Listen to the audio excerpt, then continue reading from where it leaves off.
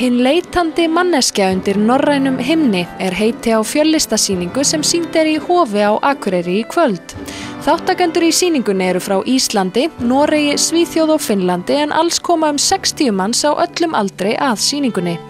Þarna eru nemendur úr Valdorfskólanum í Lækjarbotnum ásamt kennurum og fagfólki í tungumálum, leiklist, myndlist, hrynlist, tónlist, söng, dansi og sirkus. Við litum inn á litríka æfingu hjá hópnum í Hofi í gær og ræddum við 2 þáttakendur í sýningunni.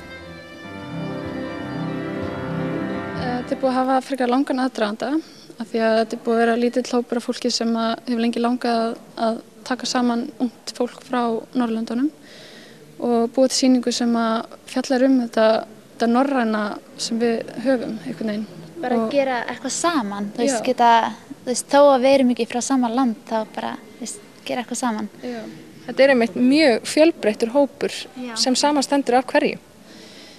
Sko, þetta náttúrulega fólk bæði á öllum aldri, alveg 14 krakkar upp í 60, 70 og svo líka blandað, við náttúrulega erum ekki menntuð endilega leiklistafólk en eins og við erum með menntað sirkusfólk og það eru menntaðir leikarar þannig að þetta er rosa blandað atvinnufólk og áhugafólk og það gerir þetta rosa skemmtilegt af því að það verður svo mikið svona hvað segir maður svona Já, maður getur kennt sér frá, bara allir svona sirkusfólki getur kennt allir og gera handahlaup gott og bara mjög gaman.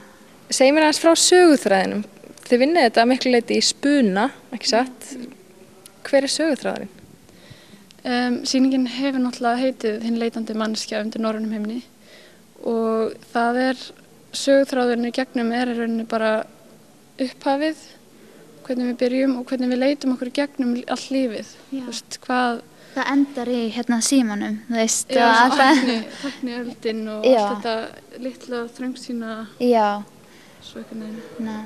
Og tónlistin, dansinn, leikurinn, þetta allt frumsamið eða hvernig?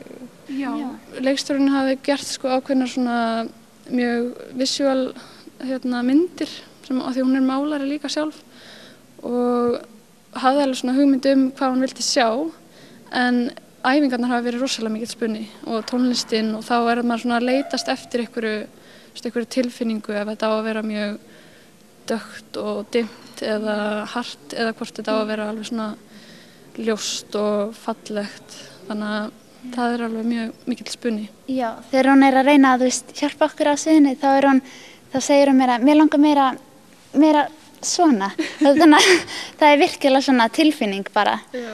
Ekki Það ofta ekki mjög auðvelt að lýsa því heldur hún bara svona gerið þetta og svona handarhreyfingar og Já. Fínt. Þetta svona senur, þetta ekki beint kannski endilega mikill söguþráður, heldur miklu meira svona einhver löngun eða einhver, svona. Það virkilega, frá hjartanu. Henni langar, taktu hjartað þitt og gefðu, þannig að það virkilega svona, maður þarf að gefa allt. Þannig að því maður skilur kannski ekki alveg beint frá byrjun bara til að sjá svona, en maður finnur kannski meira. Og líka því sýningin sjálf á, það talað íslenska, norska, finnska, danska, þannig að það alveg, maður þarf alveg að einbeita sér sem áhorfandi hef ég heyrt Já. En hvernig hefur þá gengið eins og æfingar, þið eru að koma alls staðar að, hvernig hefur það gengið? Bara mixtur af ensku, dansku og finnsku.